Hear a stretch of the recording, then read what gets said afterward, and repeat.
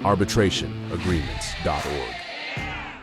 Today we're diving deep into a topic you might have heard about but might not fully understand. It's called evaluative mediation. Sounds pretty official, right? But don't worry, I'll break it down in simple terms. So what exactly is evaluative mediation? It's one of the three main styles of mediation, the others being facilitative and transformative. Now, while all styles have their merits, today we are zooming in on the evaluative approach. Evaluative mediation is all about having a mediator who plays a slightly more directive role. This mediator helps the parties understand the strengths and weaknesses of their positions. It's a bit like getting a sneak peek into how a judge or jury might view their case if it were to go to court.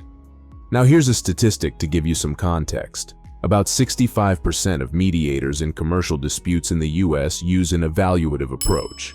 That's right, more than half. This approach is particularly common in legal settings where the mediator often has a legal background.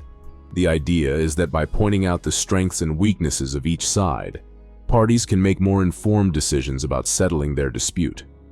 They get a clearer picture of the potential risks and benefits of proceeding to court or reaching a settlement. Of course, like everything, it has its critics. Some say that the evaluative approach can be more adversarial. This might not be the best fit for parties looking for a more collaborative process, but for those who want a realistic assessment of their situation, it can be a game changer. So remember, evaluative mediation is a style where the mediator offers insights into the strengths and weaknesses of each party's case.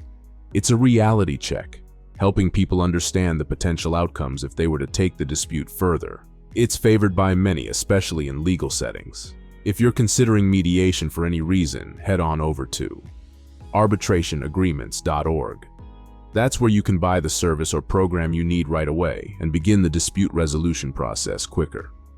Now, our association does not provide any legal advice, but give us a call if you or your business are considering opening a new account or case.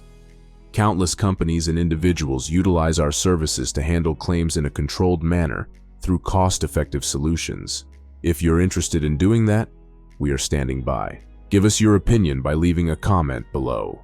Don't forget to like the video, hit the subscribe button, and ring the bell for notifications so you can stay up to date about alternative dispute resolution processes that can save you time and money.